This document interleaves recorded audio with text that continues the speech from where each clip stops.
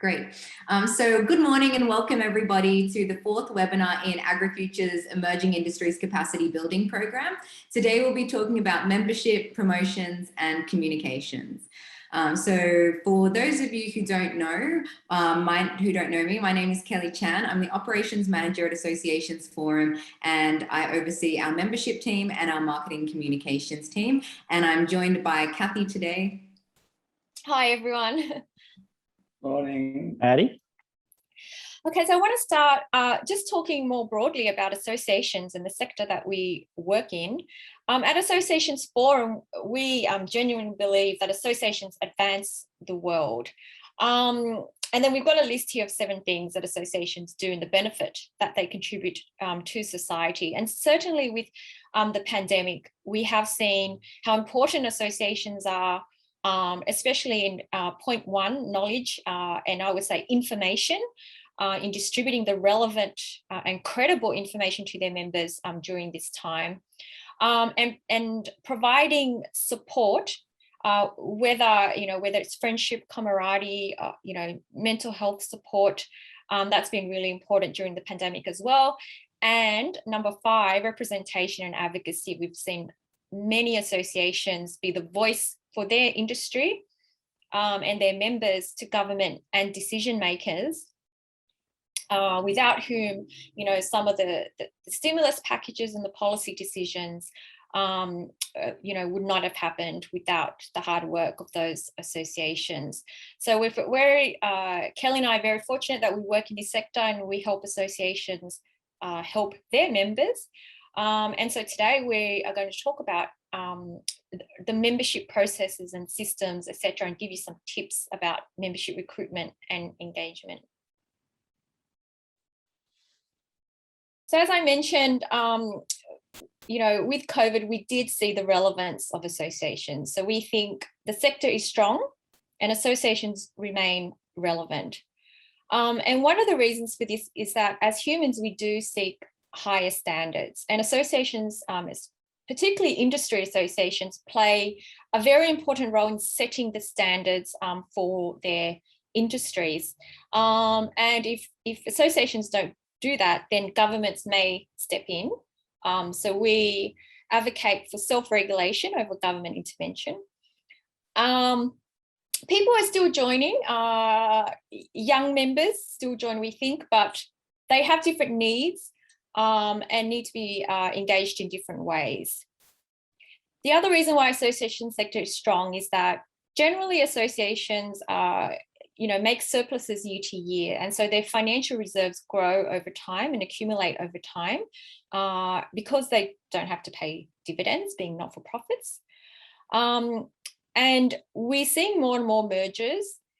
Usually in our work, it's mergers of federations, so where there's an association, each state and territory plus a national association merging into a single entity.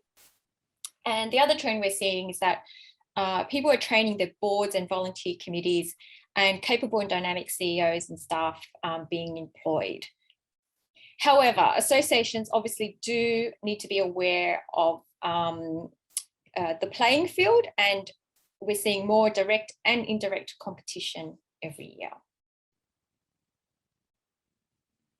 Kelly. Thanks, Kathy. So I guess what this means for your association within the sector is membership significant to your association? And that's a question I'd like to pose to you and welcome responses. Is membership significant to your association? So Australian associations have between 1 to 1 million members. The membership fees range from 0. So some associations don't charge a fee for membership, and some associations may only have a handful of members, but they charge up to $1 million per year for membership. And associations have between 1% and 100% of their potential membership. So really, is membership significant to your association? How much are you charging for your membership fees? And how many members of the potential membership pool have you converted to members of your association? So once you've had to think about those questions and the significance of membership to your association, it's really good to start looking at some of the numbers to do with your membership. So these numbers include our retention rates, the number of potential members, and targets that we might set for ourselves to increase our membership body. So a really good way to look at retention rates is to ask questions like, how many association members did I have at 1st of January 2020? During that year, how many members did I gain during 2020? How many members did I lose during 2020? And how many association members did I finish with at the 31st of December 2020. Of course, these dates are all flexible. I know a couple of us have mentioned we do our membership on financial year. So it's about picking a date of a year period and analysing the numbers of members across that year. You can then ask yourself, what is the total potential membership for your association? Is it finite based? Is it based on the cause? And then you can therefore calculate what percentage of members you have compared to the potential membership you could have. This will then in turn allow you to start thinking about the targets that you can set for your association in terms of membership growth. So you can start by thinking, what is the target for a year ahead, 2 years, 5 years, and then maybe 10 years ahead. It's really important too when setting these targets that we remain realistic and that we think about the resourcing and the people that will be doing the work in order to achieve these targets. Great. Thanks, Kelly. Now, membership structures, what we are talking about here is when you start an association and also throughout the life of the association as it evolves, a question that the board should always ask is who should actually be our members? And more importantly, who should be a voting member?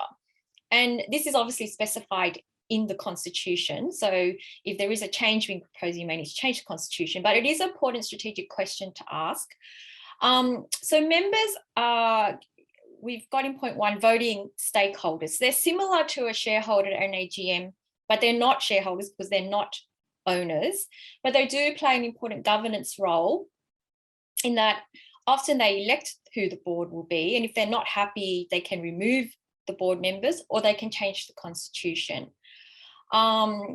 So the members' role, they play a very important governance role and have ultimate reserve powers. Now, in the constitution, you shouldn't mix up membership categories and voting rights. So what's important for the constitution, not so much is, you know, your 15 categories of membership, but actually which group of members gets a vote and which do not. And that needs to be clear. And in practice, you might group your members by categories in terms of the services they get or the fees that are charged. But this shouldn't be mixed up with who are the voting members and who are not the voting members. Treat members as valued customers, even if they only buy an annual membership. And we'll talk more throughout the session about that. An association membership may comprise industry participants, so they're the core voting. Yes, Rob. You're saying members who vote and members who don't vote. Yes. So I thought that if you're a member, you got to vote. It depends on the constitution. So you can have like members who can vote, and then you can have like associate members or supporting members or something like that. Yes. But because they don't have certain interests or what you think would be skills or whatever necessary, and they're not prepared to put in enough money effectively. It might not be related to skills. Usually it would be like, for example, if you're an industry association, your voting members might be the businesses in that industry. That's an obvious one. And then you may have in your constitution non-voting members or associate members, whatever you want to call it, who might be suppliers to the industry or on the periphery of the industry. Yeah. Janet, did you have your hand up? Oh, I was just, I'm on another committee, it's just the rowing club. And we have members that are full members who have voting rights. Junior members don't have voting rights. Honorary members and temporary members don't, and life members don't have voting rights because they're a nominal sort of membership. That's, yes. Yeah. So, I mean, that's We probably a do poor this. example, but anyway. Well, we That's do the same thing at the TAS Hemp Association. So we have a non-voting supporter member tier, which is the least expensive, but it basically gives people access to a couple of discounts on events and workshops and that type of thing. And then as it moves into the voting tiers, the annual fee is higher and they get more privileges and freebies. So but we very specifically have that if you just want to show support for the industry as a concept, but you may be not working in it, that's another way to get people on board as well. Yeah, thanks, Andy, and thank you, Janet. Yeah, and some associations have a mix of both individuals and organisations as members, but usually you'd have one or the other. Generally, it's more difficult to manage if you have both, but that's fine if you do. And if you do have both, then we sometimes work with associations where the individual person gets the same vote as a really big corporate in that industry. And so we have sort of, talk about, is that the right membership structure for that particular association? Okay, Prudence, I'll just read Prudence' comment. I am employed by a company who are very specific that we only join memberships to associations that we do not have voting rights with. Okay, thanks. All right, so foundations for membership growth. I guess the first one, which is related to what Kelly said, is the understanding the need for members. And for most industry associations, that's an easy question to answer. The need for members to achieve the mission. And then there has to be a desire for growth. So the board, and if you're lucky enough to have a CEO, must agree on the need and desire for membership growth. And this would be set out in your plans, which would have associated targets set around membership. And the targets that Kelly mentioned before. So even though associations are not for profit, we think this is the wrong term because we believe that profits are necessary, and membership growth is, for most associations, a big contributor to profit and growth. So this is why membership growth is important. And associations need to do a bit of analysis about how much it actually costs to recruit and service members. So is it worthwhile to chase new or renewing membership income? And related to that is, are we actually charging what we're worth? Okay. So understand the association finances. As I mentioned, associations generally accumulate equity every year. Know the association's balance sheet. And then staff and volunteers need to understand the financial importance of membership. So, understanding what does membership income contribute in terms of, is it 30% of profit or of revenue, etc. Many associations aim for profit of up to 10% of income, but that, that varies and that needs to be set by the board. Understand accrual accounting, which is as opposed to cash accounting. So accrual accounting in the context of membership means that you recognize the transaction when they occur rather than when the payments are received or made. So at Associations Forum, we have a membership program and we collect the fees up front for the year, for the 12 months ahead. And so the fee that's collected up front, we divvy it up by 12 and then we recognize it as income spread over the 12 months. So that's accrual accounting. And you should aim to increase membership fees every year, even if it's just with CPI. The reason for that is members get used to it. And also, because your expenses will be increasing by CPI, so your membership fees should as well. I've spoken to an association recently that hadn't increased their fees, I think, for 5 years. And last year, they decided that they were going to increase the fees for the first time, but then COVID hit and then they couldn't. So now they're stuck with those fees for another potentially 5 years. At Associations Forum, we've been conducting our membership survey where we collect data on retention rates and membership numbers, etc., amongst our membership base. So this is the latest report, and you can see there that nearly half of professional associations have between 1,000 to 10,000 members, and the majority of industry associations have between 100 and 1,000 members. And this makes sense because professional associations tend to have individuals, so they tend to have more members than industry bodies, which would tend to have businesses and companies as members. Now, in terms of membership growth and loss, so for the year to the 30th of June 2020, the three categories, so we include charities in that category, all experience net growth. So around 3% if you average it out. What's interesting is with professional associations, they actually had a high rate of unrenewed members, but they still experienced net growth because that means that they got more new members than members that actually lapsed. So you see there, they had 18% in new members. And the average retention rates, 84% for professional associations, 93% for industry associations, and 95% for charities. So they're fairly high, I think. And so what's relevant for most groups here is the industry association retention rate, which is average is 93%. Kelly. Thanks, Kathy. So thinking about it in terms of your association and the members you want to reach, one great tip we can give you is having a clear association name.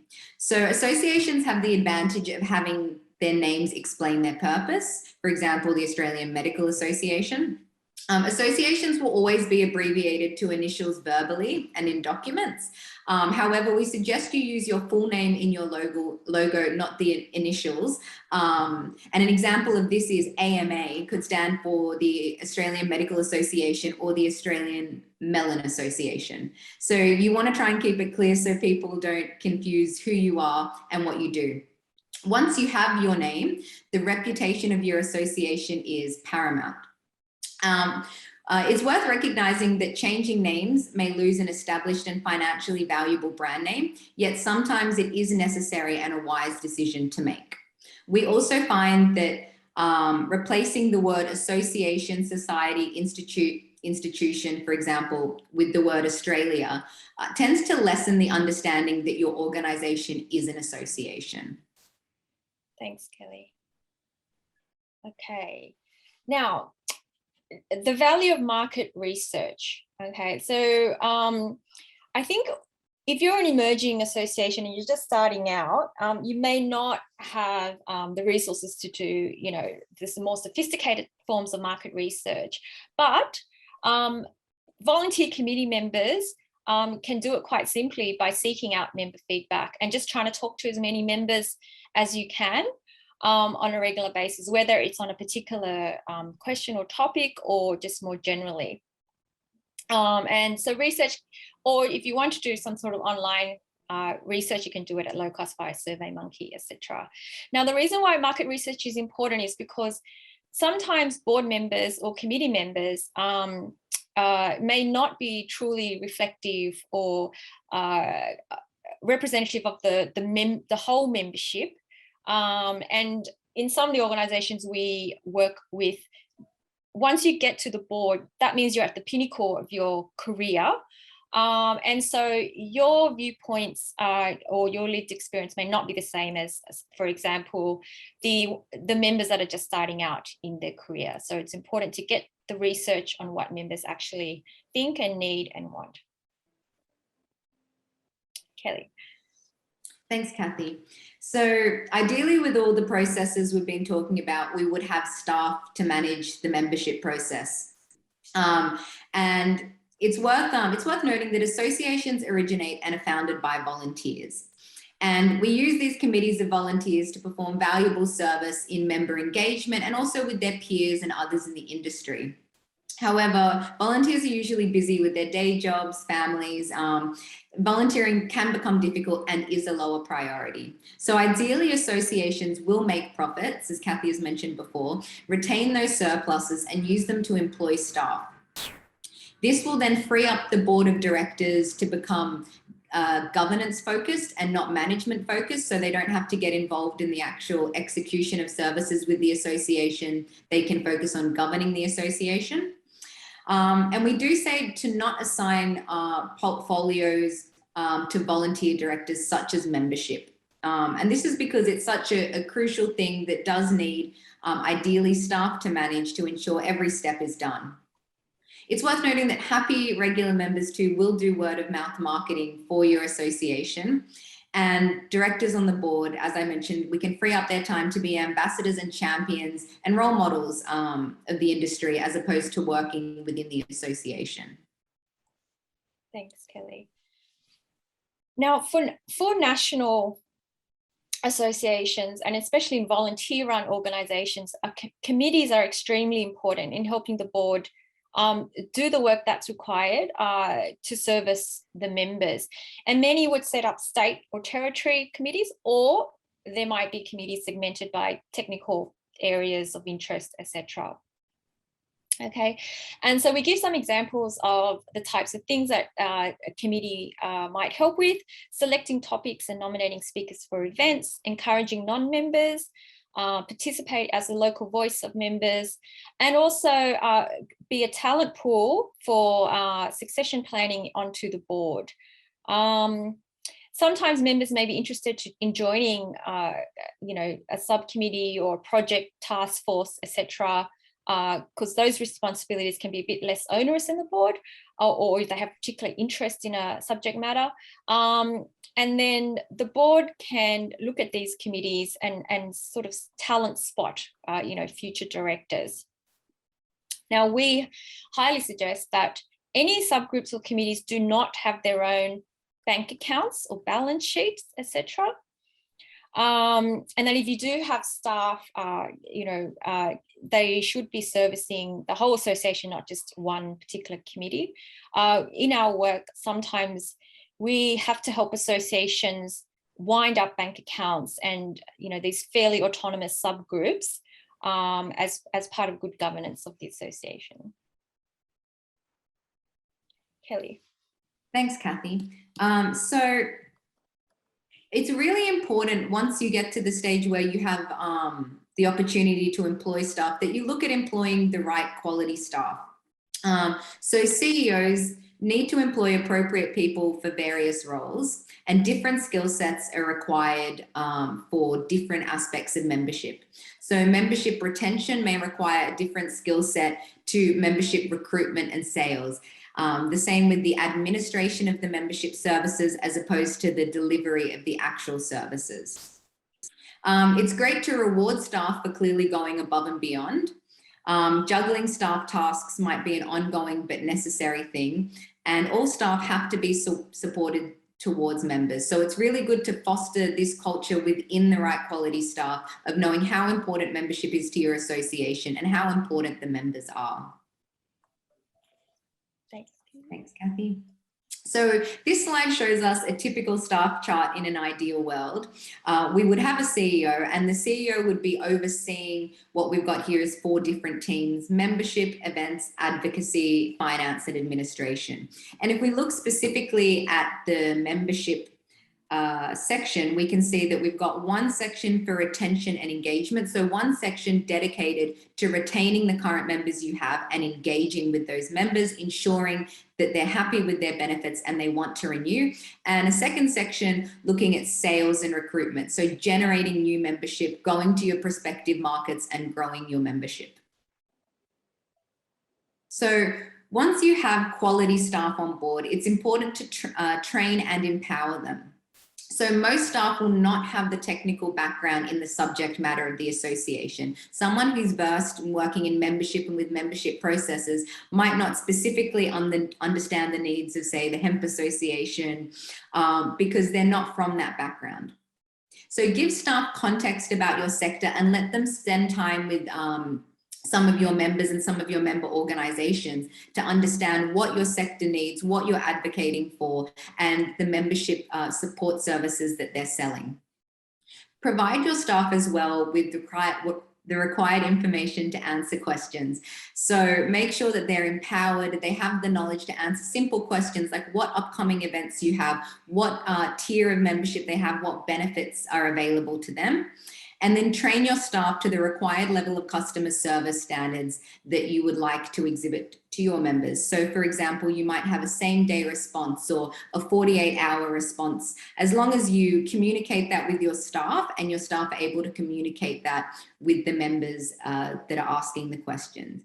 Finally, ensure that your staff have the authority to provide the solutions, because there's nothing more frustrating than a staff member knowing what the solution is, but being timid or scared to instigate that process and wait for approval.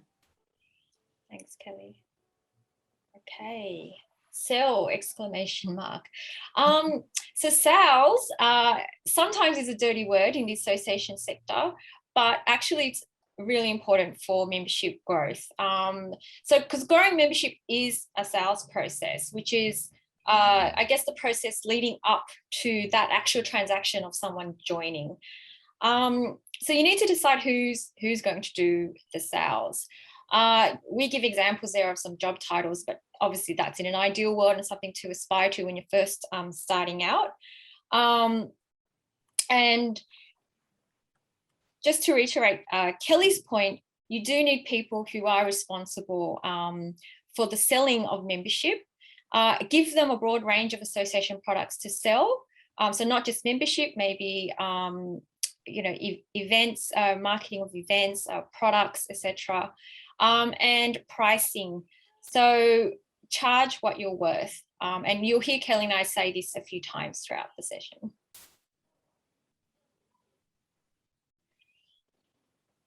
Obviously, these days, everyone has a website, and the website gives you legitimacy. But also, I guess, two important things we'll say about websites is, does it actually give a true indication of the type of organization you are? Like sometimes as part of my research before I meet in a new association, I go into their website and I can sort of tell if they're, dynamic or what life stage of the life cycle they're in, or if they're a bit outdated, etc., just based on their websites. The second main point is, as a potential sales tool, how easy is it to join, for new members to join via your website? So if you haven't done that recently, go in, have a look. Is it easy to find the information? Is the form buried or, under lots of other links? Is the form too long? So how easy is it to join your association? Now, for industry associations, perhaps two sites are required. And an example I can give is, are you trying to communicate to members or potential customers of members? Yesterday, I was on the Avocados Australia website, and they have two sites. So they have the industry website with the technical information and resources for the growers, etc. And they also have a consumer website, which is quite bright and colourful, lots of recipes and why we should all eat avocados.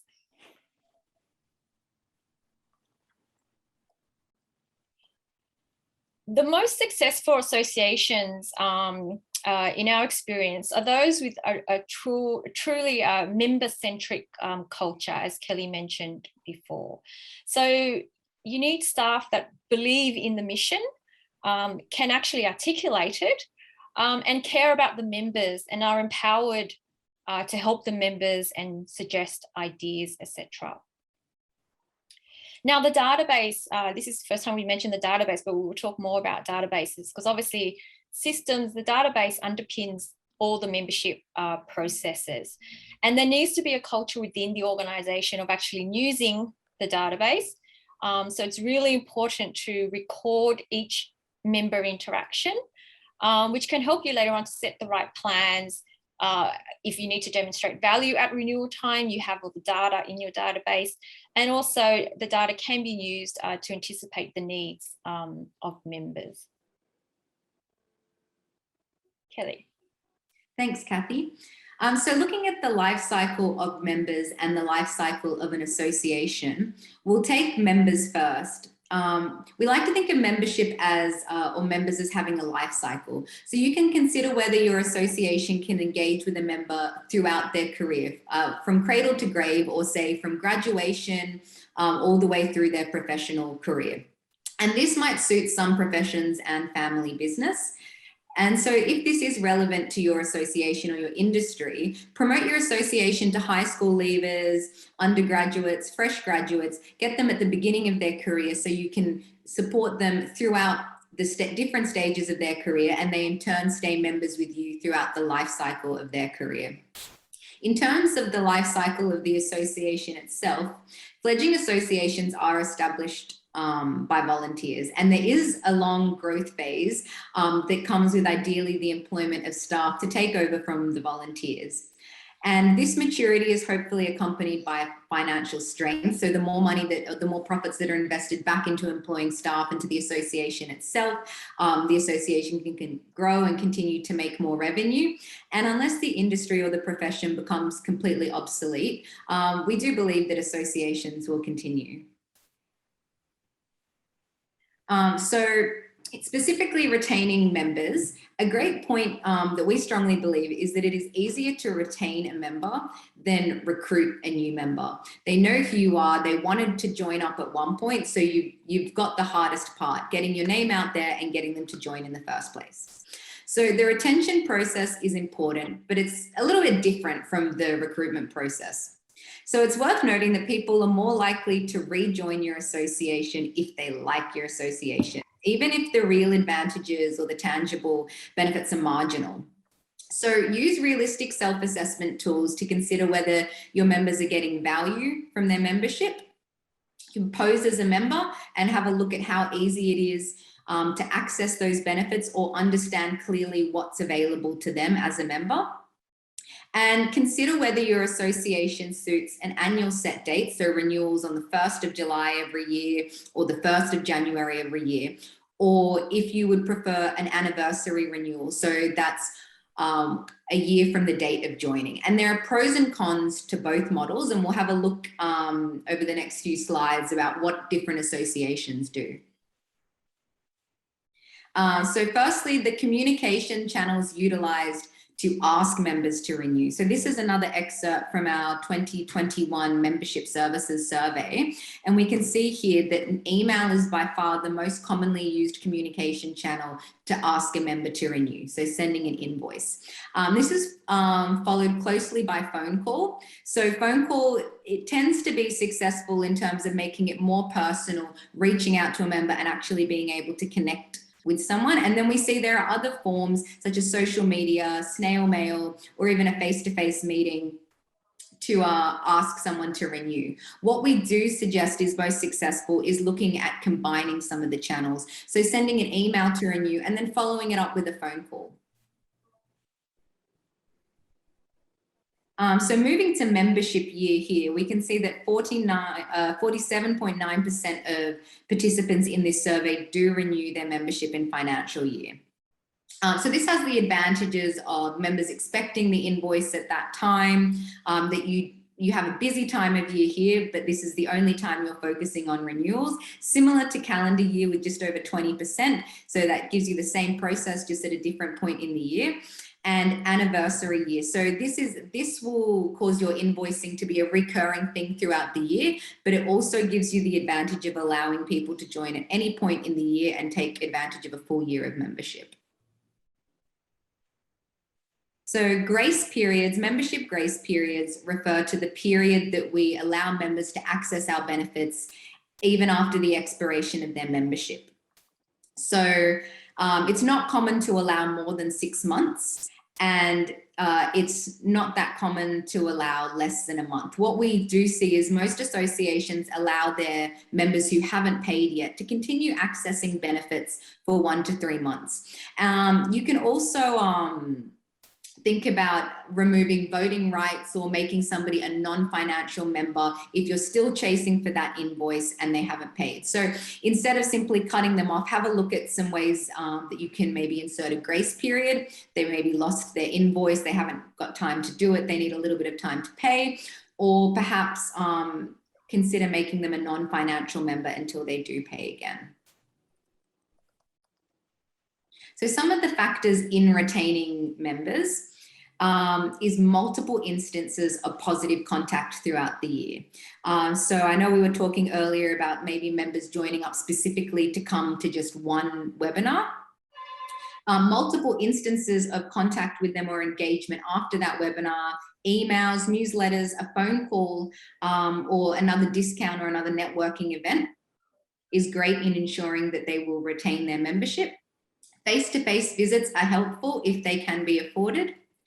We suggest that you contact new members by phone, visit them, or even by email very soon after they join so that they know their membership is valued.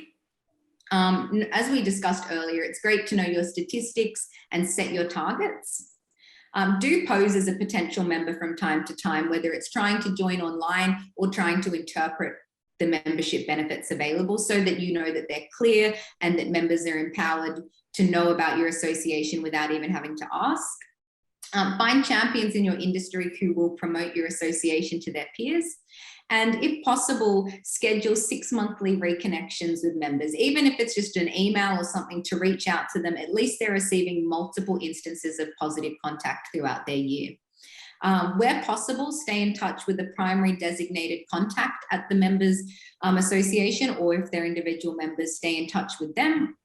And the ability to send an invoice to that primary contact that you've stayed in touch with will really help when it comes to renewal time. They'll be excited to get the communication from you, whether it's an invoice or a newsletter or just a friendly hello. Thanks, Kathy. Thanks, Kelly. Yeah, so as Kelly said, engaged members are more likely to renew. So it's important that we contact our members more than once a year, i.e. more than just when we're seeking renewal. In the last part of the session, we will talk about communications. And so it's really important to have a centralized communications planned and a calendar about when we're actually going to contact the members, and there has to be a balance between informing and harassing them. It's helpful to schedule specific communications at certain points in the membership cycle. So for example, maybe a month after joining, we might call them to say, hey, you've just joined, did you use this service, that benefit, etc. And consider contacting your members, maybe using plain HTML emails that are mass distributed but look like they're personalized, not trying to sell them anything, but just to say, hey, how are you and how can we help? At Associations Forum, we're lucky we have a manageable amount of organizational members. So we actually do aim to talk to each member at least once or twice a year. And when I say talk, I mean actually pick up the phone, or these days, or by Zoom. And these calls or chats allow us to find out what's been happening in the members' organizations, what's on their mind, and then reminding them how we might be able to help, connecting it to our services. The data we collect from these chats also informs our new services when we're looking at what new services to provide in the following year. Now, when we say membership engagement, tangibly, these are some of the ways you can measure it or quantify it. So one is, does the member volunteer on committees or any special interest groups, etc.? Attendance at events, that's an obvious one. Involvement in other projects, such as participating in surveys. Income received. So we can track, for example, how much revenue each member has contributed. Emails or calls, so contacts, logging the contacts in your database. especially now that we're all working from home at Associations Forum. This is really important, because if I'm talking to a member and then they call, you know, Kelly the next day, she might not know that I've spoken to them about a certain thing. And if I put in the database, she can see that, oh, I saw that you spoke to Kathy about this, you know, how's it going, etc. Open rates on emails and click rates on websites. Now, the typical renewal process, just following on from what Kelly said, so you might issue an advance notice, send out an official renewal notice, lots of reminders, and the reminders usually, most associations do it by email, but if you have capacity and you have a manageable number of members, phone is really good as well.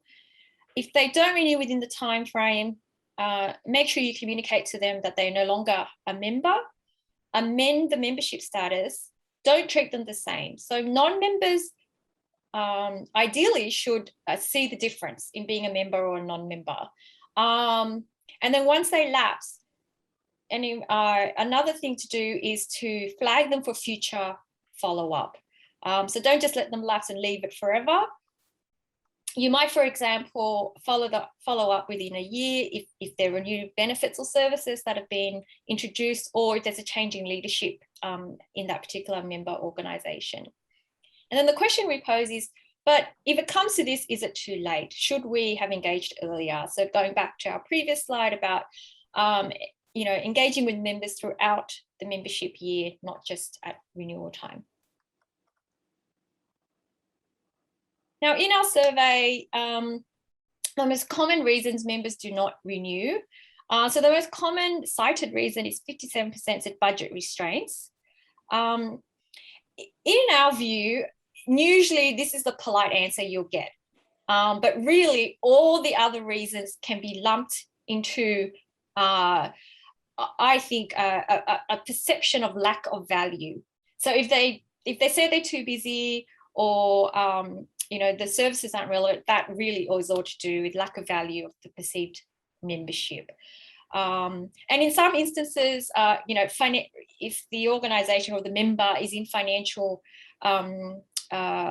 challenges or stress, then obviously they may not renew. But in that situation, perhaps the association should offer free or discounted fees while they're going through those financial challenges. And many associations did this during COVID.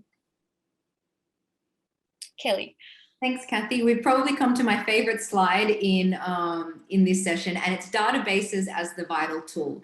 So I know a lot of people groan when they hear the word database, but what a database can do for you is it gives you the power to collect information about your members and prospective members, and then personalize all your communications based on that information that you've collected. So ideally, your database must be logical, intuitive, technologically quick, and if possible, available to remote staff so that everyone has access and has a basic understanding of how to use it. Databases are the best if they're able to be expanded and enhanced relatively easily and simply. So what this means is if you can make changes to your database, add extra fields, maybe you want to collect people's job titles as well as just their names and their email addresses, you should be able to do this with a database product. Culture of everybody using the database, including your CEO, your most junior staff to your most senior staff, is so important in ensuring that the data can be successfully captured. Your staff will require training either via exercises or procedures and documentations to empower them to be able to use the system properly. And the one important thing to note about collecting all this data is unless your database can generate reports for you, it's very difficult to sift through all this data. So we say that your reports must be available readily, flexibly, and easily.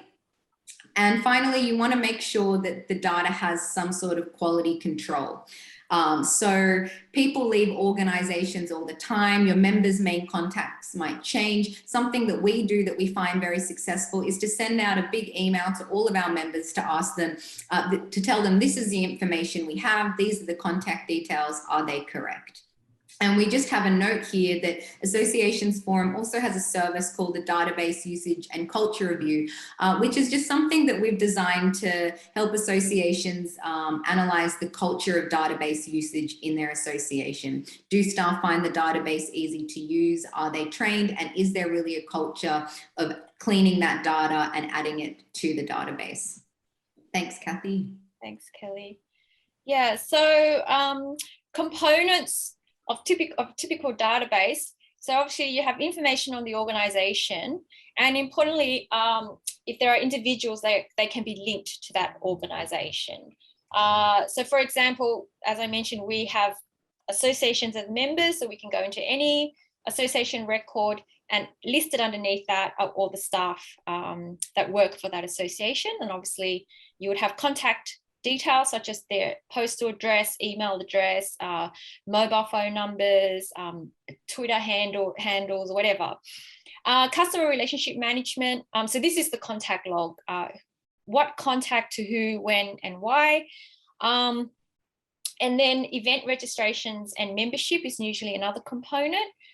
So tracking all the event registrations and obviously the membership, whether it's anniversary or the yearly membership, and finances. What we mean by this is sometimes in more sophisticated systems, the financial system is integrated with the database. So you might integrate MyOb Xero to the database, but not everyone, has the capacity and resources to do this.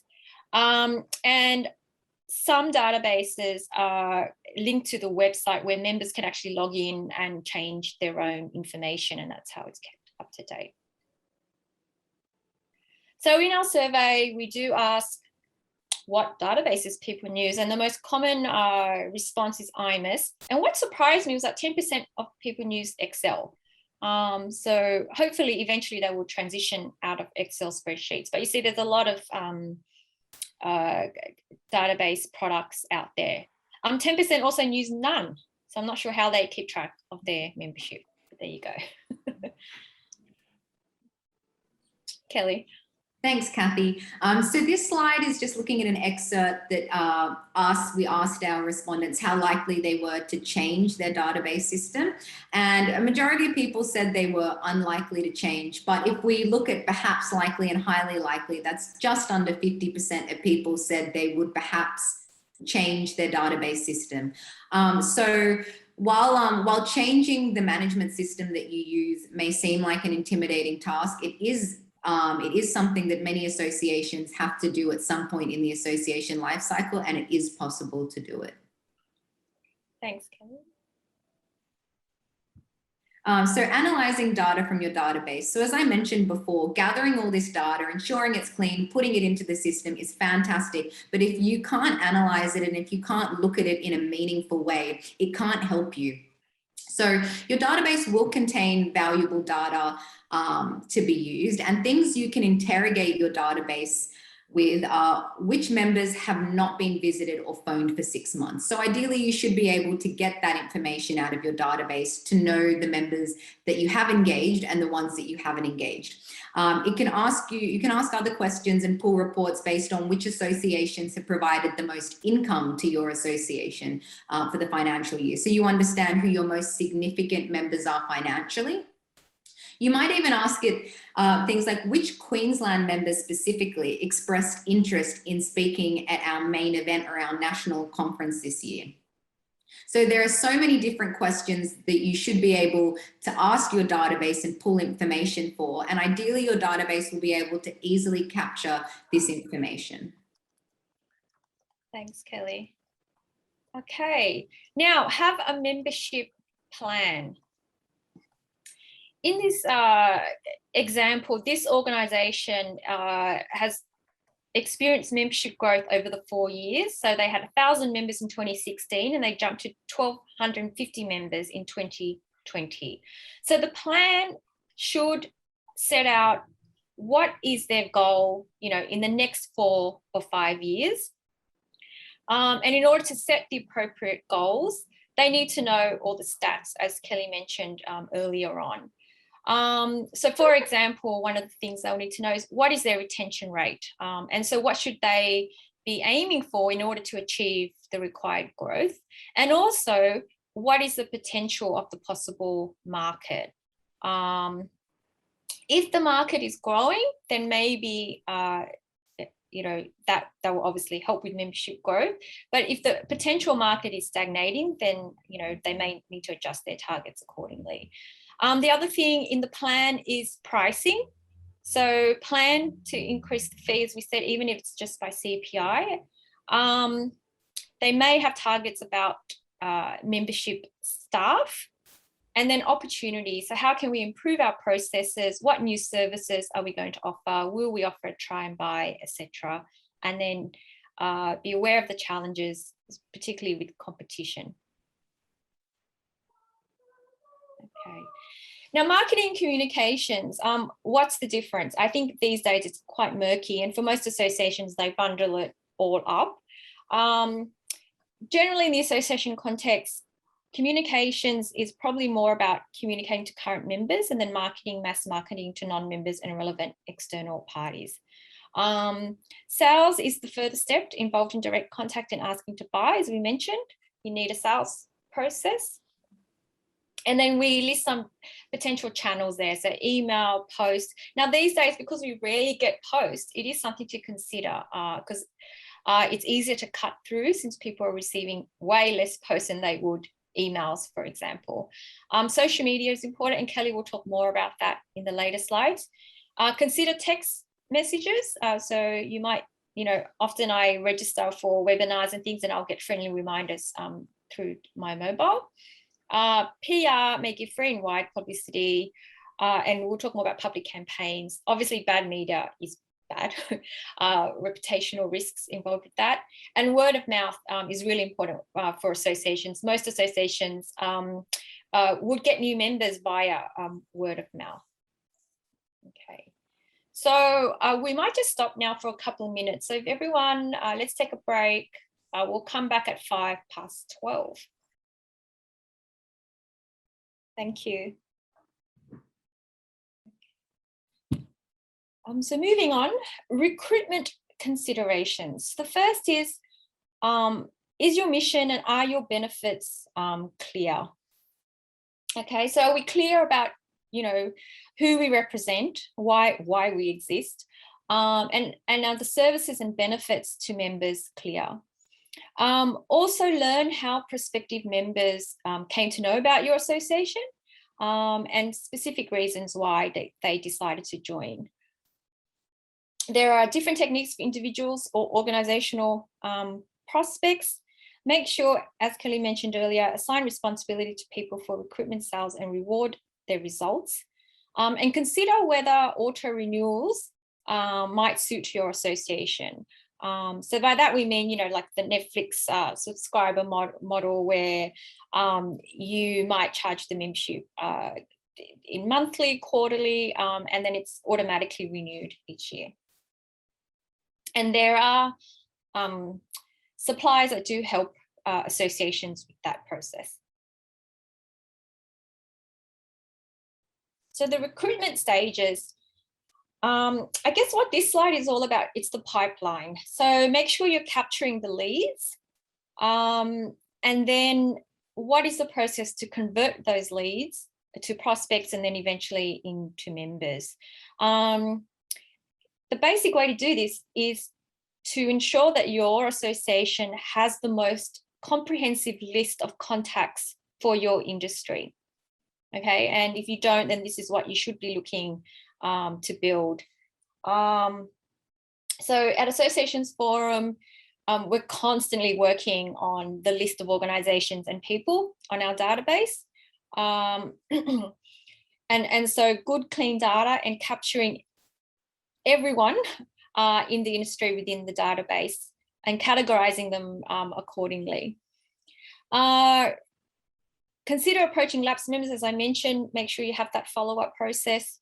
And remember, and this is connected to sales, ask someone to join. So it's not their duty to sign up. So eventually we may need to just ask them to join. Now give people a gentle push, and this might be through targeted personalized emails or phone calls. Definitely to event attendees. These are very hot prospects. Random telemarketing may not work, or it may work if you work in a small industry and you have a dedicated volunteer to just call around. I've worked in an association where we've done that. And don't flog a dead event. Now, I did a course a couple of years ago through an association, and I was actually surprised that they did not nudge me afterwards to join, because I think if they did, I probably would have. I just probably forgot. But straight after I did that course, that was the time to contact me. Kelly. Thanks, Kathy. So membership teams may play a role in boosting event registration numbers. So this slide is all about what else your membership staff or team or the people looking after membership can do to help your association. So most associations do make a lot of profit from their events, whether it's a big national conference or the training, workshop and webinars they run throughout the year. It's worth noting that those big conferences usually make more money than all the smaller events combined. And you can harness your membership team to play an important role in increasing participation in the event. So just quickly on that point, it might be something as simple as reaching out to your members, letting them know about their benefits and the upcoming events that you have going on, reaching out to them to ask for feedback from events or on topics they would like to see in an events program. And we have a few tips here for putting on good conferences. And one is the conference program. So that is your #1 asset in terms of pulling people to come to your conference. Have a great conference program, put it up as soon as you've got it together, and use that as your draw card to get people to sign up. Utilize an affordable venue and choose affordable catering options. Give potential delegates 12 months notice of date and location. Now, 12 months is a long time, and in an ideal world, we would be able to do that. But the idea is giving the potential delegates a save the date as soon as possible. They put it in their diary, they've got it there, they've blocked out the time for it. And finally, we say about 4 months notice of the speakers, the topics and the timing, so that you can keep gauging interest in the conference and give people plenty of time to sign up for the sessions they want to. So expanding reach and income. So once you have had a look at the target market that you have locally or say nationally, it might be interesting to consider whether overseas is appropriate for your association. We do encourage you to expand your target group if it doesn't make you lose focus on the primary advocacy of your industry and in your association. We would recommend considering a discounted fee for the first year of membership instead of a joining fee. So instead of penalizing people for coming on board for the first time, why not reward them with a discounted first time offer? Have a think about if there are other areas for expansion without losing focus. Are there other training programs you could put on that would complement the training programs you already have? And then I guess finally consider the occasional scare tactic of we will be overtaken by our association competitor or commercial competitors if we don't have the support from our members. Okay. So recruitment and retention is more of a science than an art. And what we mean by that is, you just need you need to have a plan, a membership plan. And then the systems and processes and people in place to achieve that membership plan. So again, understand the numbers. So, the costs, the targets, the retention rates, etc. And underpinning all that is having a good database. So in summary, the right attitude, people, systems will enable an association to grow and prosper. We think associations will be around forever because there is a human nature to associate and belong and connect and be part of a community, etc. However, services do need to be continually improved. And that might be improving the mix of products and services you have or improving the way in which they're actually delivered. And in the next webinar, Kelly will actually present on member services, so the types of services that associations should be providing. And if associations aren't growing, they're usually stagnating. And if there's a need in the market for a certain service, benefit or product, if the association doesn't provide it, then someone else will. So that's why we say, so if associations don't take advantage of growth opportunities, others will step in. All right. Okay. Now, in this next section, we are just going to talk about communication tips. Okay, so communications compared to marketing. So as I mentioned, it is a bit murky, and then usually a combined role for most associations. I think maybe comms is more about the words and the messaging, and marketing is to a broader audience, to the unknown public, whereas communication goes to the known person. The main point we're trying to make here is whether it's marketing or communications, make sure you're out there telling both your members, your prospects, your stakeholders, the broader public about the association. Okay. Now, for larger groups with lots of money, public campaigns can be quite successful. And I think CPA Australia were probably the pioneers in this. Like in the 90s, they launched a very big marketing campaign promoting the CPA designation, which I think elevated the status of their members. And lots of associations have done that throughout the years, and we give some examples there.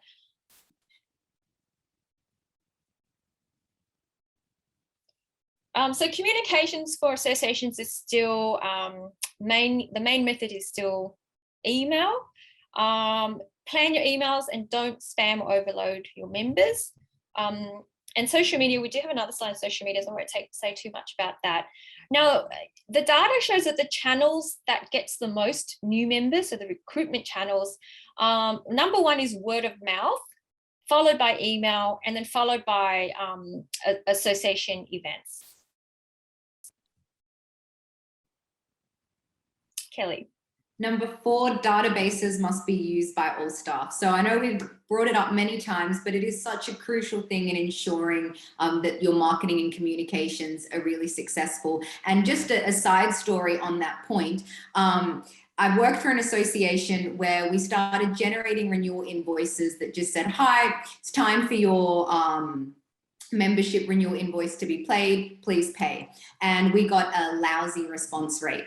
I then worked for another association who actually looked at the database record before sending the invoice and wrote an email that was closer to, hi, we've really enjoyed having you as a member this past year. We've enjoyed you joining us for this event. We've enjoyed you participating in our benchmarking surveys, and we've enjoyed having you speak at one of our conferences.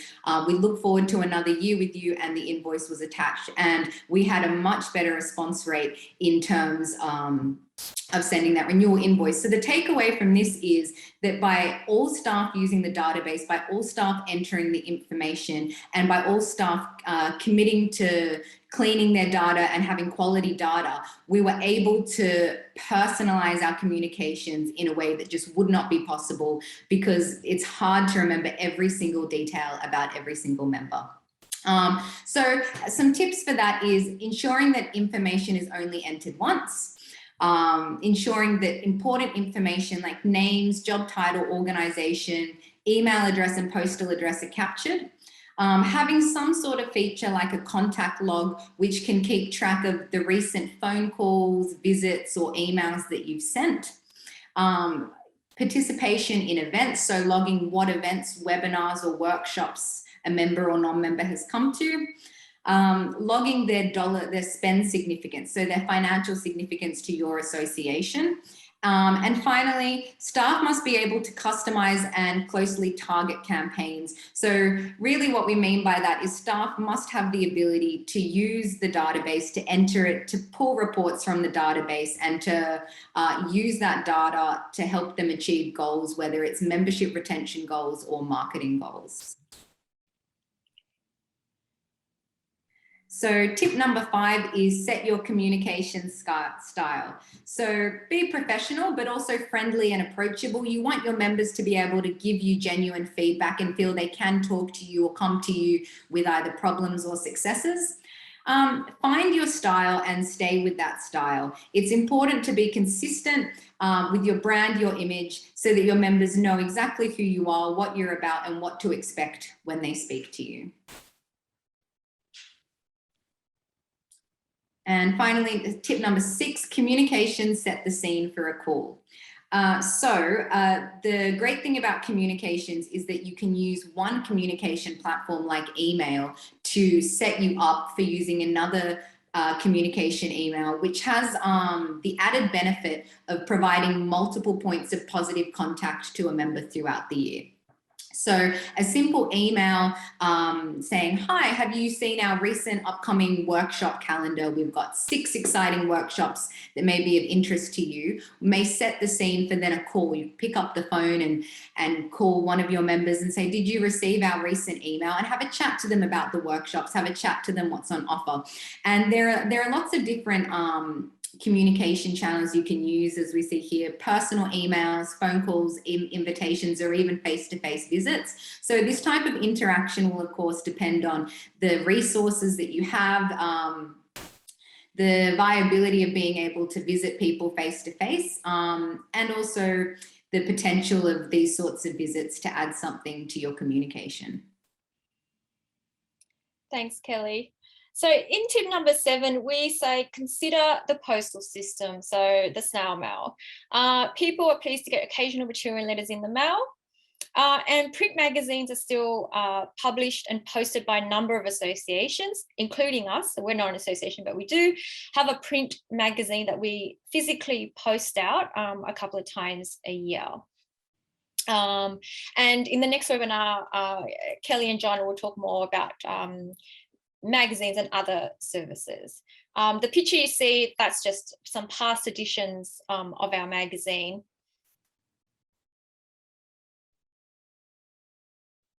So public face and being seen. Tip number 8.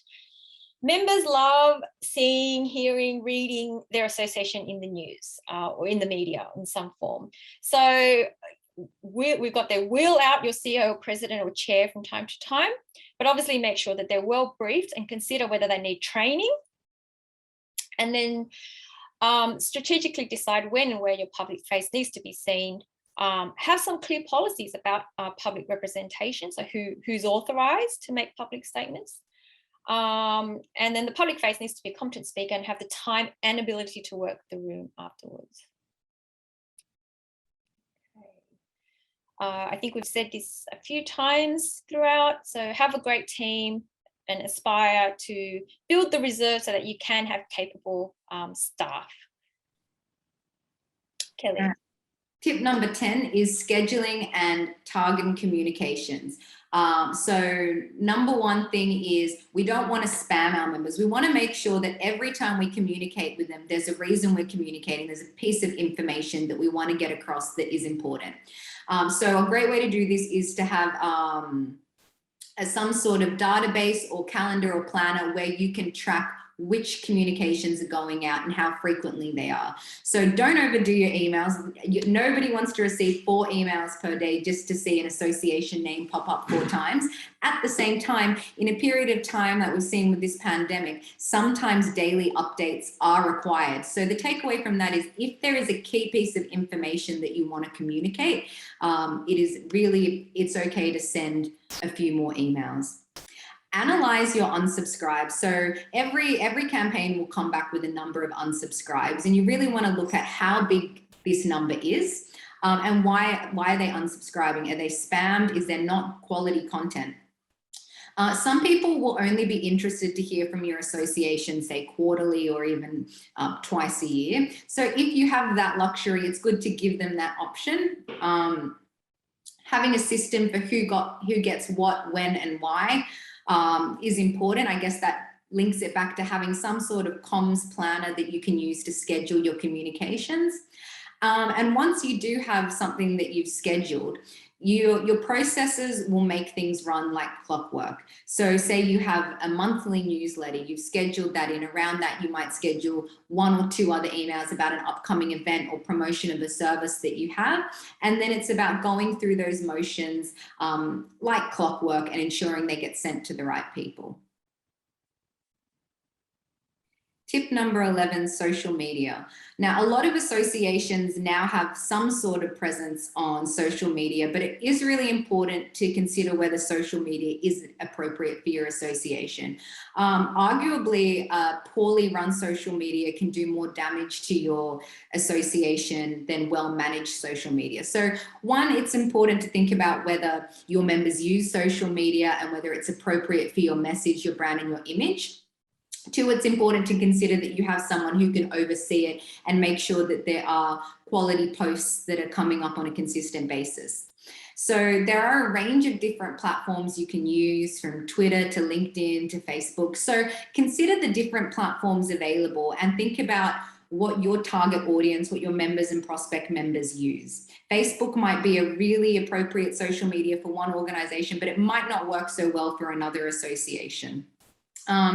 So consider different types of posts for the different platforms. So this is true as well. To overcomplicate things, different types of social media, they have different languages and different ways of posting things. So it's important to, one, hone in on where your market is, what platform they're using, and then two, how do they communicate on that platform? Is it a visual platform like Instagram, or is it an updating status platform like Twitter? And finally, remain active and post consistently. So social media is instant, a lot's going on. You want to be consistent with the posts that you're posting so that you're at the top of your members' news feeds. Thanks, Kelly. Okay, so crisis management. The best way to manage a crisis is to plan for it in advance. And a crisis may mean an industry-wide crisis, a localized crisis affecting some members, or maybe a major disruption, such as a global pandemic, to business or a particular project. So develop a plan and ensure responsibilities are known. Example, who will liaise with authorities if that's required? Who will create the essential information, prepare the statements, do interviews, who will provide technical support, and who will communicate the information to the members. Okay. I was speaking to an association CEO the other day, and with COVID, obviously events, pretty much decimated. And so what they did was they went ahead with their major event each year. But they had 3 plans, and this was how they managed a potential crisis. So plan A was fully face-to-face, plan B was hybrid, and plan C was completely virtual. And they had the communications, so the public statements and the emails ready should they had to convert from face-to-face to B or C. So that, and actually that did happen. But they were prepared, and so the staff weren't stressed out trying to put out all the fires, etc. Okay, so in summary, I would say the summary is don't be Australia's best kept secret. So go out there, make sure you're informing the members of what you're doing as well as non-members, because without good communications, the association's great work will not become famous work.